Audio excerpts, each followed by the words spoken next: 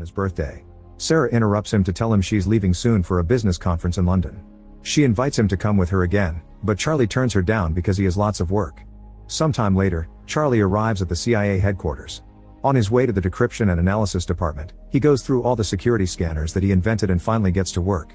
Suddenly he receives a message from Inquiline, a mysterious person he's been in contact with for years. As usual, they have valuable classified intel to sell him, although this time Inquiline warns him that these documents could put the CIA at risk. Charlie tries to guess their location and says Istanbul, but Inquiline brushes him off. Afterward he works on analyzing the material, but surprisingly not even a genius man like him can crack the code. After lunch break, Charlie goes back to his office and gets a call from Sarah, who informs him that she's already arrived in London. However, Charlie already knows because he's been tracking her. They don't talk much because he's desperate to go back to the mysterious documents. Since he still can't crack the code, he takes his computer to the restricted area, where a more advanced system helps him progress faster. It takes him a while, but he finally opens the information in the documents, which leaves him in shock. These are top-secret government files revealing that a drone strike disguised as a self-deletion bombing was authorized and covered up. There are clips from the news reporting 150 casualties, including French Special Forces and Danish Marines. This whole operation was organized by Chief Moore, who is also Charlie's boss. That night at home, Charlie tries calling Sarah but she doesn't answer, so he leaves a voicemail. The next day Charlie arrives at the office and is surprised to find Moore waiting for him. Moore takes Charlie to the office of O'Brien, who became director very recently. She explains that there's been a terrorist attack at a hotel in London and Sarah was one of the victims. Charlie refuses to believe it and wants to call Sarah, so Moore turns on the TV to show him the news. The reporter describes how 4 terrorists bursted into the hotel, took 4 hostages and killed 2 of them.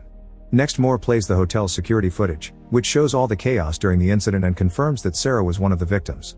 When Charlie goes home, he finds dozens of reporters waiting for an interview and the police trying to keep them back. A friend helps Charlie enter the house without being bothered.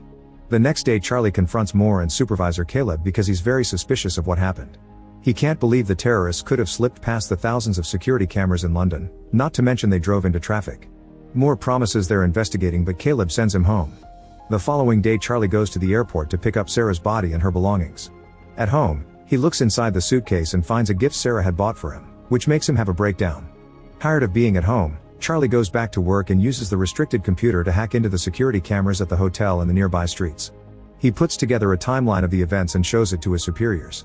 The 4 terrorists stole a vehicle in the East End, then entered the hotel through the service where they professionally scrubbed out all prints and DNA. Apparently they had a meeting with Impact Investments from Indonesia, but something went wrong and an argument started in the corridor.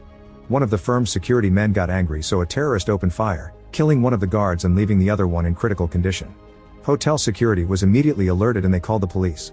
Desperate to leave the building without getting caught, the terrorists entered the conference room and captured some hostages.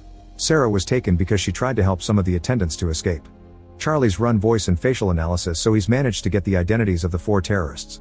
They're Mishka from Moscow, a former South African Special Forces operative called Lawrence, mercenary Horst, and former intelligence officer Gretchen.